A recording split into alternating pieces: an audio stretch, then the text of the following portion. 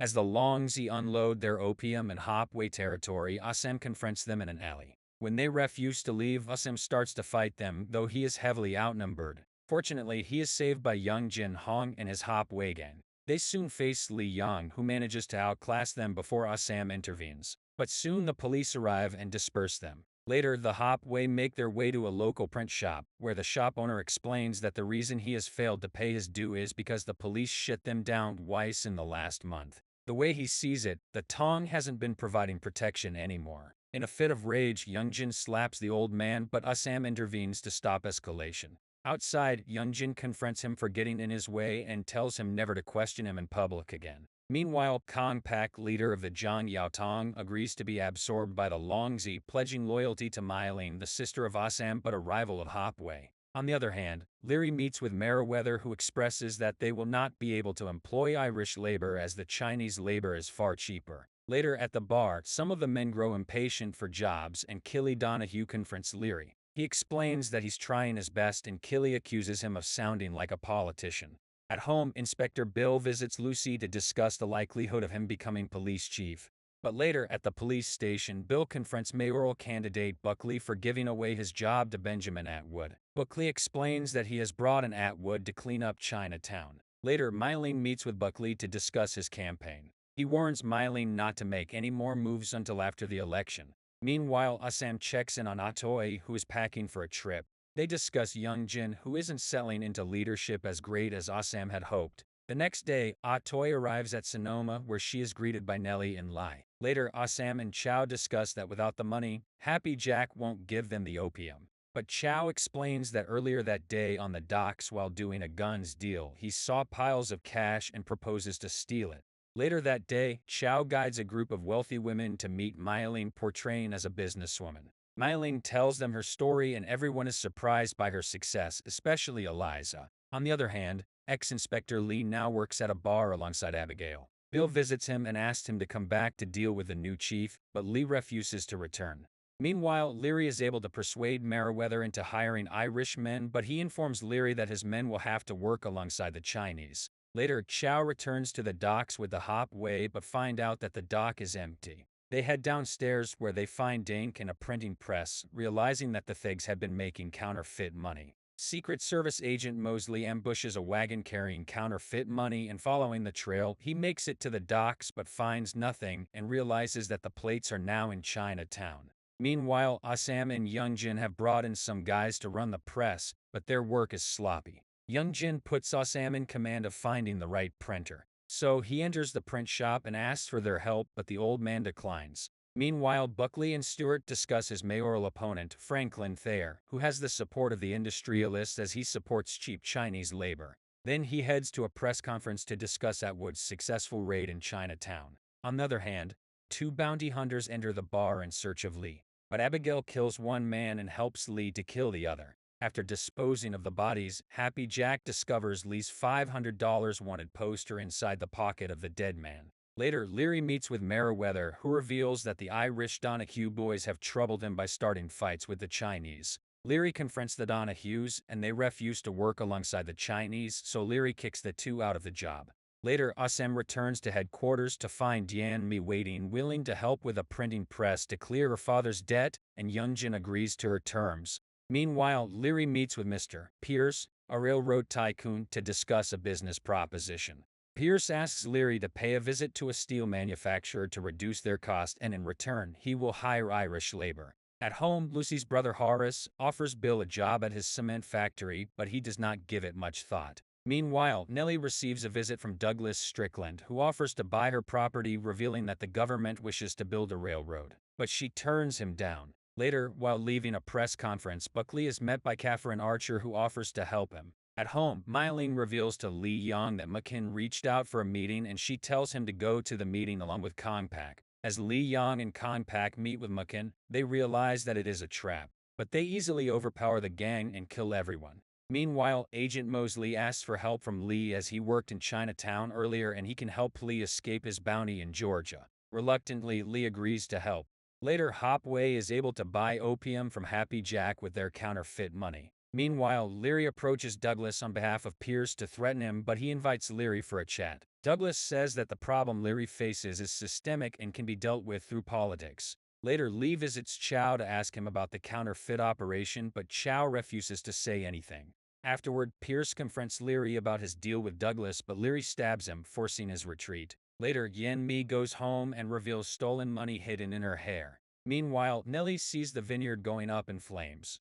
Atoy and Lai attack the intruders, but they are too late as the whole farm is set ablaze. Atoy, Nellie, and Lai are severely injured during this skirmish but manage to survive. The next day, Meiling pays Eliza and her husband Bernard a visit to invest in different businesses. Bernard then teaches Meiling the game of billiards. As Eliza leaves to get them more drinks, Bernard tries to kiss her, but she stops him as Eliza watches from the doorway. Later, Buckley sits down with Catherine for dinner, where they discuss an article detailing how Thayer's brother-in-law is an opium addict. She grabs his hand and says that she will ensure that he wins the election.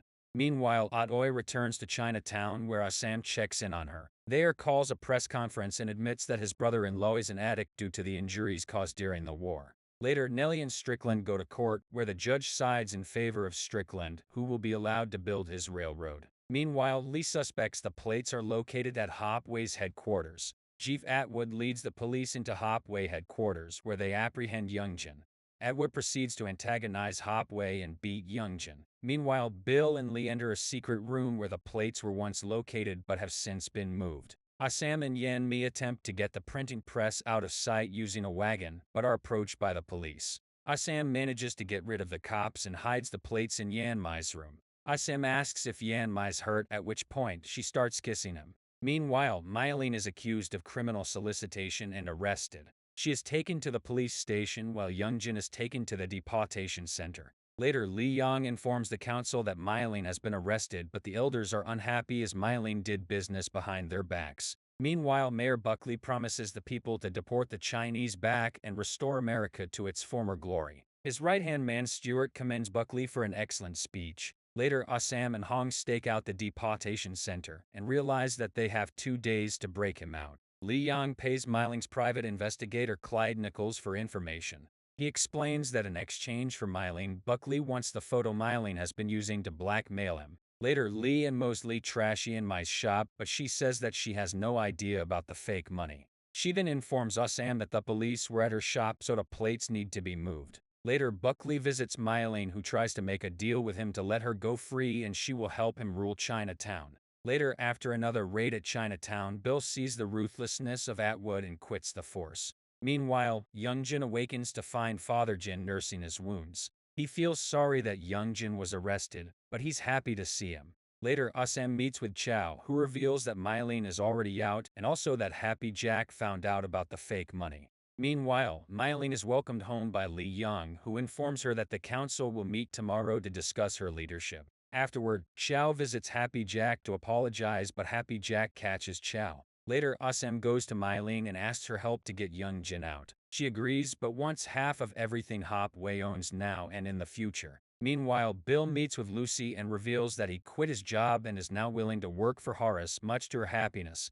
As Youngjin and Father Jin are about to be deported, Clyde arrives with documents for their release. Youngjin celebrates his return at the brothel, but he's disgruntled to learn that Assam made a deal with Mylene. On the other hand, Happy Jack knocks Lee out and decides to collect his bounty. Assam and Youngjin meet with Mylene at an ice factory, their new location for printing money, to discuss future plans while Lee wakes up on a train headed to Georgia with Chow. They arrive in Georgia, where Lee's aunt and cousins await. She tells him that they are going to string him up from the tree where she buried her boys that he killed. While she intends to kill Lee, she wants to keep Chow around as a slave. Later, as their wagon gets stuck and the cousins start fighting, Chow quickly escapes. After a while, the aunt picks up a gun to kill Lee, but Chow returns and successfully saves Lee. Later, Father Jin tells Hopway that he knows some Germans who are mining silver and that they can try to get silver from fake money. Youngjin and Assam decide to leave in the morning. As planned, Assam, Youngjin, and Father Jin meet with the Germans.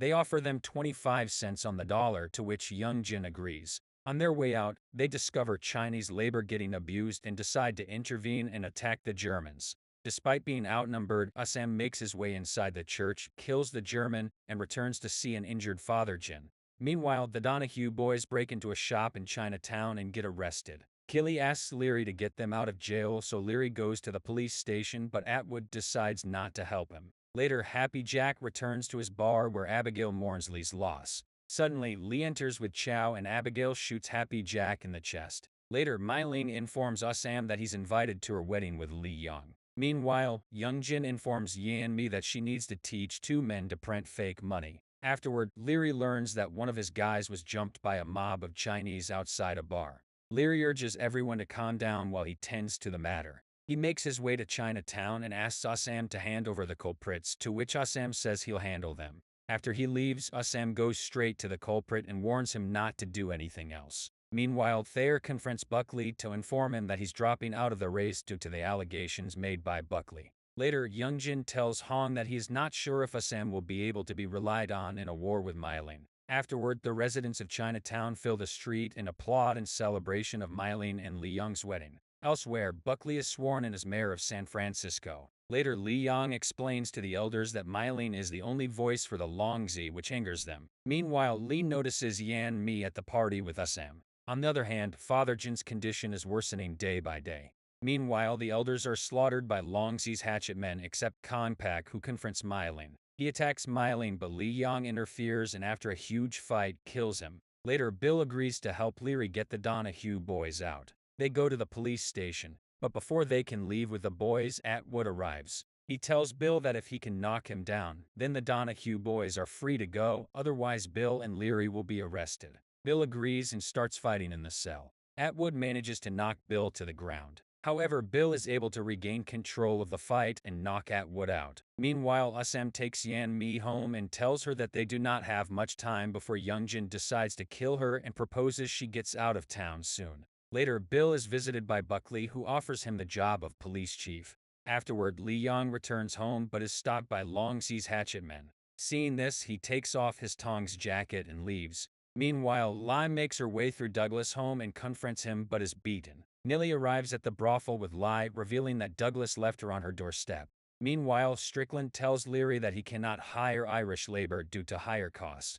Leary accuses Douglas of screwing him over and leaves. Meanwhile, a doctor explains that Father Jin's blood is poisoned. Father Jin asks Young Jin to kill him, which he does by stabbing him in the neck. On the other hand, Leary returns to the bar and asks the Donahue boys to help him blow up Strickland's railroad. Meanwhile, Yin Mi is arrested by Lee and Mosley. Sam makes his way to the police station to speak with the police and reveals that the plates are in Chinatown. Should they let Yin Mi go, he'll tell them where to find everything. After they strike a deal, Sam meets Yin Mi and tells her that she should leave town tomorrow. He then gives Chow some money to give to Yin Mi. Later, Happy Jack's crew confronts Chow, suspecting that he killed their leader. Chow strikes a deal with them, claiming that he knows the location of the counterfeit operation. Meanwhile, Catherine is shown to be working with Stewart to control Buckley. Afterward, Bill catches up to Leary just outside of Douglas' home and convinces him to stand down. Inside the home, Nellie breaks in along with Otoy and kills Douglas. Outside, Bill and Leary notice a dead guard on the ground. They enter the home just as the women escape. Leary and Bill manage to take care of the body at Horace's factory. Later, Lee and Mosley tell Bill that they have a location on the plates. As the police gear up for the raid, Buckley meets with Mylene to inform her of the raid and that she won't be deported back to China. Meanwhile, Sam arrives at the ice factory to get everyone out just as the police and Happy Jack's crew arrive, resulting in an all-out brawl. Sam retrieves the plates and gives them to Lee. As promised, Lee releases Yan Mi, and Mosley thanks Lee for his help and leaves for his next operation. Meanwhile, Leary arranges a meeting with Pierce to discuss a partnership so that he can hire Irish labor. Later, at the Hopway headquarters, Sam finds the Tong gearing up to kill Mylene, who Youngjin believes tipped off the police. Sam asks him to call it off, but Youngjin disagrees, so Sam drops his Hopway jacket and chooses his sister. A brawl erupts between Sam and Hopway, whom he manages to successfully defeat. Sam takes Youngjin's knife and almost kills him, but instead knocks him out. On the other hand, Yin Mi stands on the train platform, but Sam never shows up. Instead, Chow arrives and hands her the money as she boards the train. After the train departs, Chow is stabbed and left to die. Meanwhile, Mylene fears for her life as she is attacked by the Hopway. By the time Sam arrives, Mylene lies unconscious by the pond. He refers to Mylene by her real name and embraces her. Meanwhile, as Li Yong's getting treated, he is approached by a group of Long Zi hatchet men who ditch their Long Zi robes and join his ranks.